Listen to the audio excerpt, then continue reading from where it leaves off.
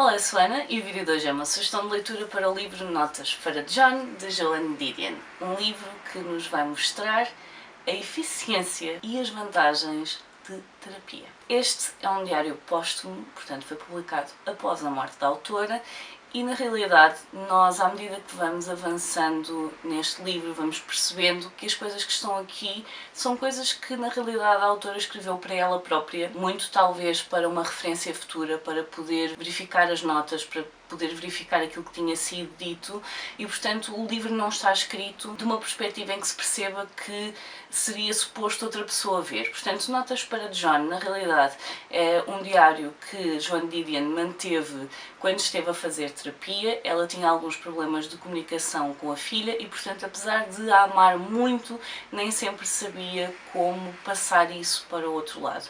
E às vezes a forma como nós demonstramos amor não é a forma como a outra pessoa gostaria de receber essa demonstração, ou então são duas formas de demonstrar que não são compatíveis.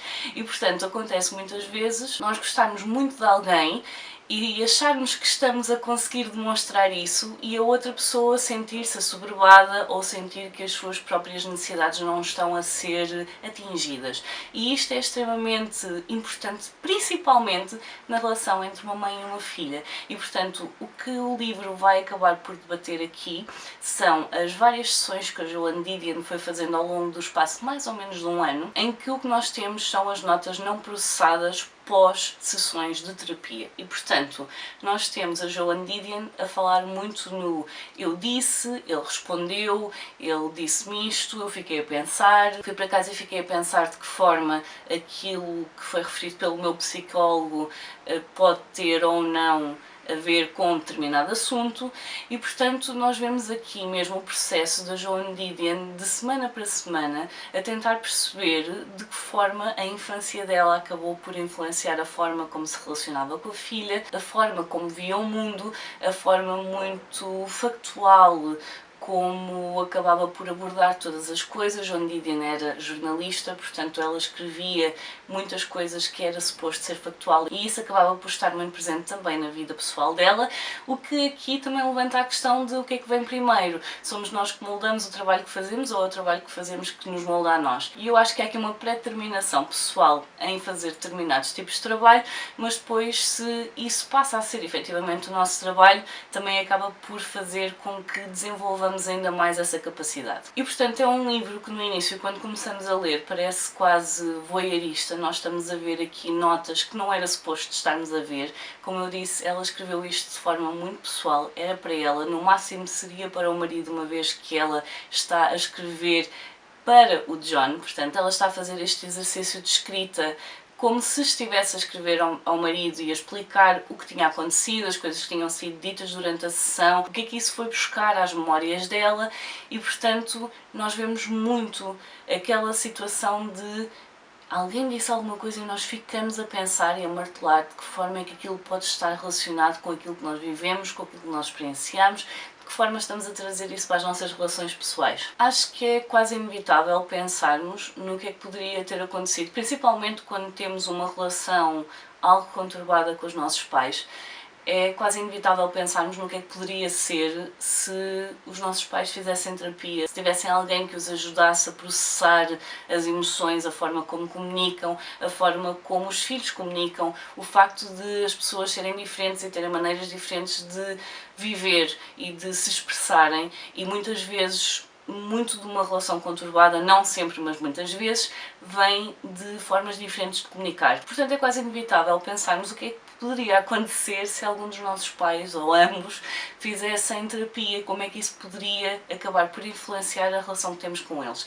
E na realidade eu acho que este livro mostra muito bem o poder da terapia, principalmente nesses casos em que não se sabe muito bem o que fazer. O que fizemos até agora não está a trazer os frutos que nós achamos que deveriam estar a trazer e, portanto, todas as nossas tentativas de comunicação, de estar mais presente ou de dar mais espaço, tudo está a falhar e às vezes é preciso ajuda. E a verdade é que este livro mostra muito bem aquilo que a terapia pode fazer para melhorar as relações.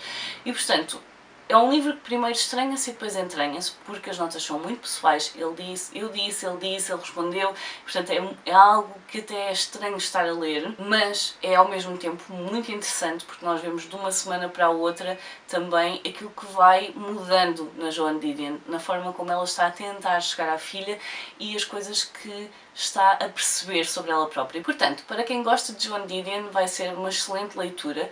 Para quem ainda não leu Joan Didion, não aconselho a começar por este livro, porque a forma como está escrito, apesar de ser muito cru, que é uma coisa que ela já traz também nos outros textos, os outros foram textos que ela teve tempo para processar e que foram feitos já com o intuito de serem partilhados.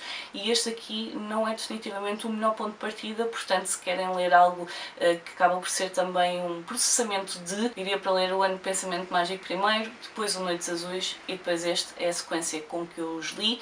E sinceramente acho que é que faz mais sentido no caso destes 3 livros, que são livros muito pessoais da autora. Portanto, se tem algum tipo de curiosidade com a escrita da autora, então aconselho a ler primeiro O Ano do Pensamento Mágico. Este aqui, para quem já conheça o trabalho da autora, definitivamente, ou então para alguém que não se importe com esta escrita mais crua, mais honesta, mais pessoal e que não se importe de se sentir aqui um bocadinho como se estivesse a ver algo que não era suposto.